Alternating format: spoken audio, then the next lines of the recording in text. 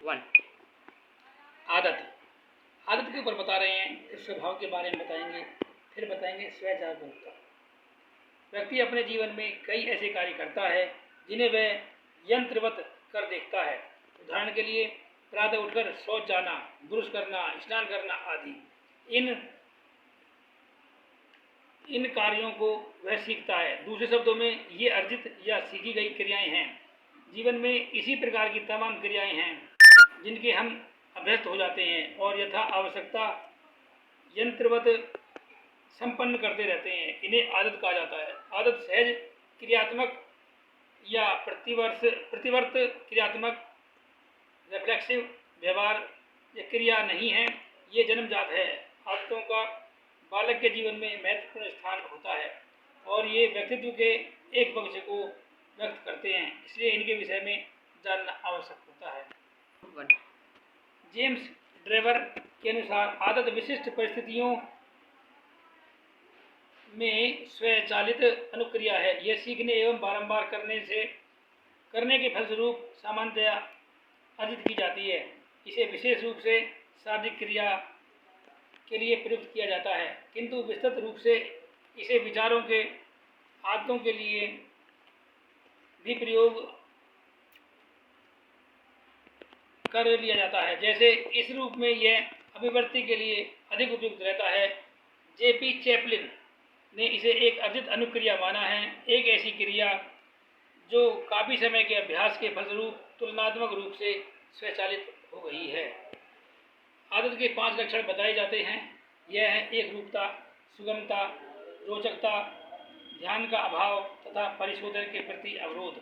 इस प्रकार कहा जा सकता है कि आदत व्यक्ति की एक अर्जित व स्वचालित क्रिया है। हमारे अधिकांश शिष्ट व्यवहार आदत के ही उदाहरण हैं। जब हम किसी कार्य को निरंतर करते रहते हैं तो हमें उसकी आदत पड़ जाती है। आदत के द्वारा किसी भी कार्य को करना आसान हो जाता है, इसीलिए आदत का जीवन में बहुत महत्व है। आदतों का समुच्चय चरित्र को व्यक्त करता है, साथ ही यह व्यक्तित्व को भी प्रकाशित करता है। इसे दूसरा स्वभाव भी कहा जाता है। इसलिए बालक में अच्छी आदतों का विकास किया जाना आवश्यक है। विलियम जेम्स ने आदत डालने के लिए अग्रांकित नियम बताए हैं। नंबर 1, संकल्प की दृढ़ता। नई आदत डालने का कार्य दृढ़ संकल्प करते हुए प्रारंभ करना चाहिए। नंबर 2, कार्यशीलता। जो संकल्प किया जाए उसे तत्काल पूरा किया जाए। निरंतरता या संलग्नता। नई आदत जब तक पूर्ण रूप से दृढ़ न हो जाए उसमें किसी भी प्रकार की शिथिलता न बरती जाए। अभ्यास। प्रतिदिन आदत का अभ्यास हो जिससे कार्य करने की शक्ति का ह्रास न हो। आदतें दोनों प्रकार की हो सकती हैं, अच्छी तथा बुरी।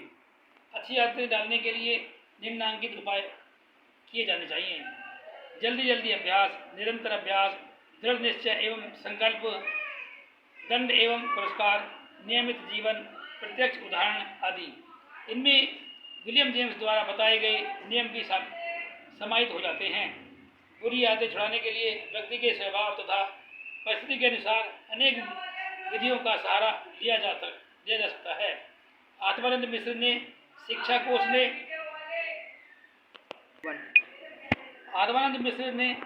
कोश में बुरी आदतों का त्यागना शीर्षक में जिन बातों को संकेत किया है वे निम्नवत हैं। अनोख कहता है, बुरी आदतें बड़ी सरलता से अलक्षित रूप से शीघ्र घर कर लेती हैं।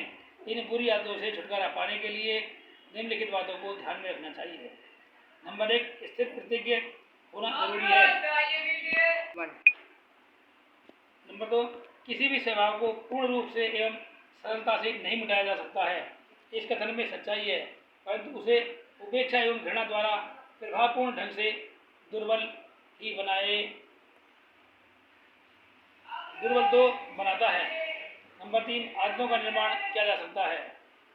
नंबर 4, ध्यानाकर्षण सहायक हो सकता है। उचित सतर्कता, चेष्टा एवं निर्देशन से अवांछनीय आदतों को मिटाना असंभव नहीं है। स्वभाव। दूसरा टॉपिक है हमारा स्वभाव।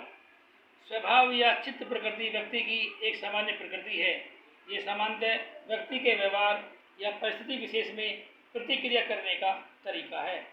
यह व्यक्ति के प्रतिक्रिया करने के लिए करने का विशेष बताता है। साथ ही किसी विशिष्ट के संवेगों के प्रति उसके झुकावों को भी व्यक्त करता है, जैसे शांत, उत्साही, आक्रामक, नियमित आदि। इसे आदत एवं कौशल आधारित प्रत्यक्ष व्यवहार के रूप में भी समझा जा सकता है। स्वभाव ऐसा गुण है जो किसी लक्ष्य पर पहुंचने के प्रयास में स्पष्ट होता है। स्वभाव का संबंध व्यक्ति की संवेगात्मक स्थिति, अनुक्रिया करने की शक्ति आदि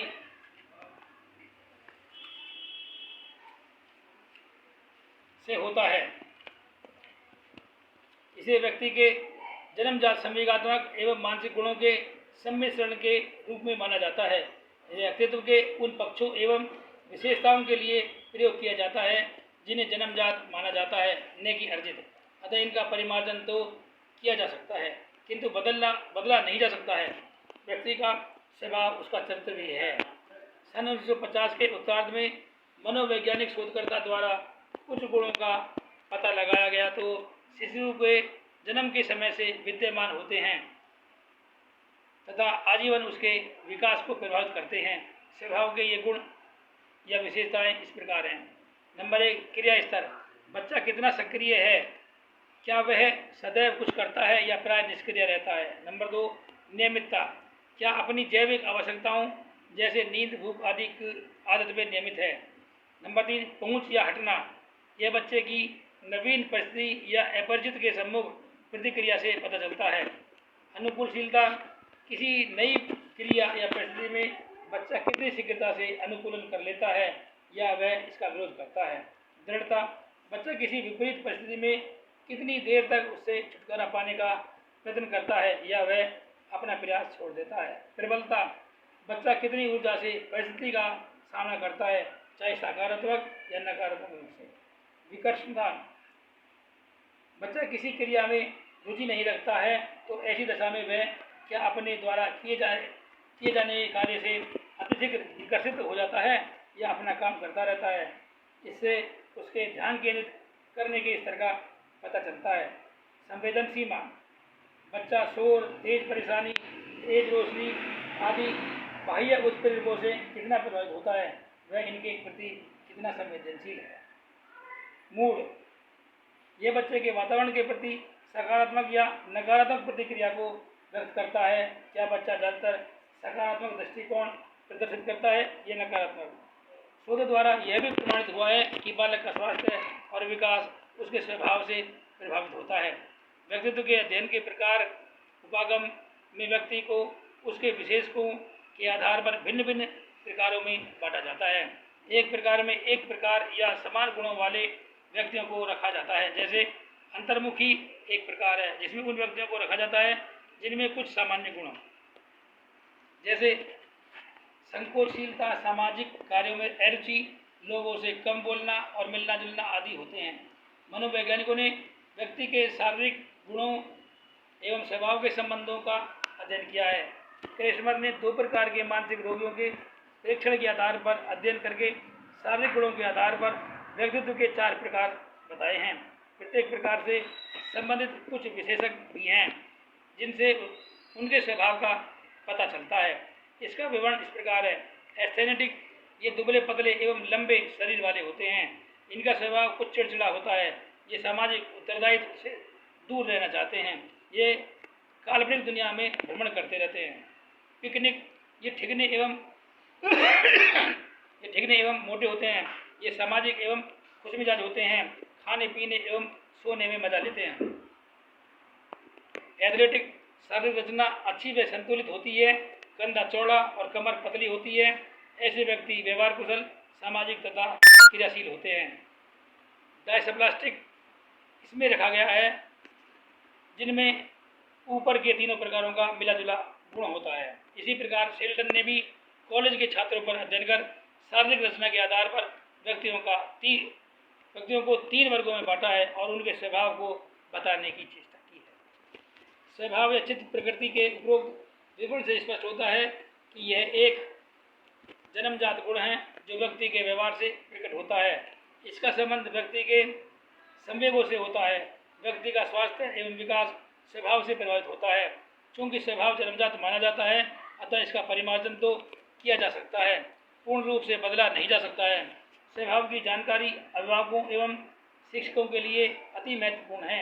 इसके आधार पर बालक को उचित दिशा में उन्मुख करने का प्रयास किया जा सकता है, उसके व्यवहार को समझा जा सकता है और इस प्रकार उसके स्वस्थ विकास में सहायता की जा सकती है।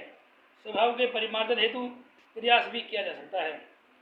इसके लिए अभिभावकों एवं शिक्षकों को मिलकर सहानुभूतिपूर्ण ढंग से बालकों का ध्यानाकर्षण करते हुए प्रयास करना अभिष्ट है।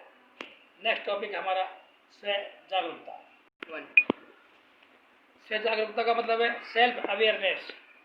स्व जागरूकता के संप्रत्यय को समझने के लिए स्व जागरूक एवं जागरूकता शब्दों का अर्थ समझना जरूरी है। स्व या आत्म, सेल्फ से आशय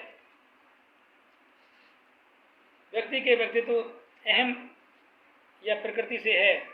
स्व को जब संज्ञा या विशेषण के साथ प्रयोग करते हैं तो वह व्यक्ति द्वारा स्वतः कुछ करने या अपने या दूसरों के लिए का भाव व्यक्त करता है।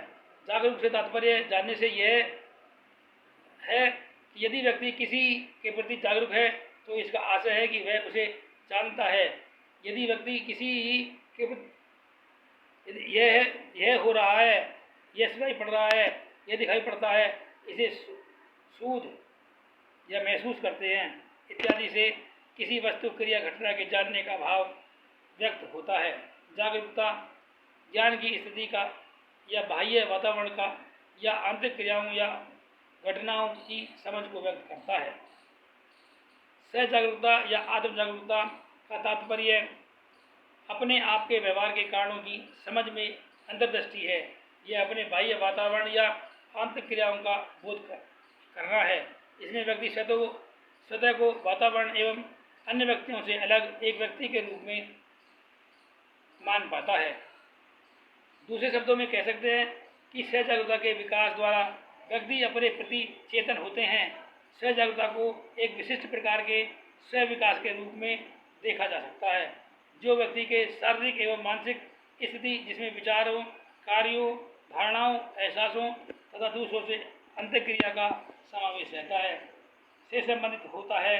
सहजागरूकता किसी एक व्यवहार से एकाएक विकसित नहीं होता है। यह धीरे धीरे क्रमिक रूप से स्व संबंधी विभिन्न व्यवहारों द्वारा विकसित होता है।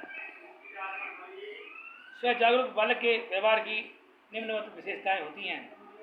वह अपने व्यवहार के प्रति जागरूक रहता है और दूसरों पर उसका क्या प्रभाव पड़ता है समझता है। वह दूसरों पर होने वाले प्रभाव को समझने के साथ ही उसकी भावनाओं से अपना जोड़ बिठा लेता है। वह अपने कार्यों के लिए स्वतः निर्देशित होता है, अर्थात मुझे पहले क्या करना है, तत्पश्चात क्या करना है। वह अपने अध्ययन अथवा अन्य दायित्वों के निर्वहन हेतु यह निश्चित कर लेता है कि उसे क्या सीखना है अथवा क्या उपयोगी होगा। वह अपने से छोटों की आवश्यकताओं को समझता है और तदनुसार उनकी सहायता करता है। इसी प्रकार बड़ों की बात व्यवहार को समझते हुए यथा आवश्यक कार्य करता है। स्वजागरूकता के फलस्वरूप व्यक्ति सत्य, कल्याण, सौंदर्य, संपूर्णता एवं सामाजिकता के मूल्यों की ओर स्वतः अग्रसर हो जाता है और परिवार, समाज व राष्ट्र का अच्छा सदस्य सिद्ध होता है। जीवन में स्व जागरूकता का महत्वपूर्ण स्थान है, अतः बच्चों को स्व जागरूक बनाने की आवश्यकता होती है।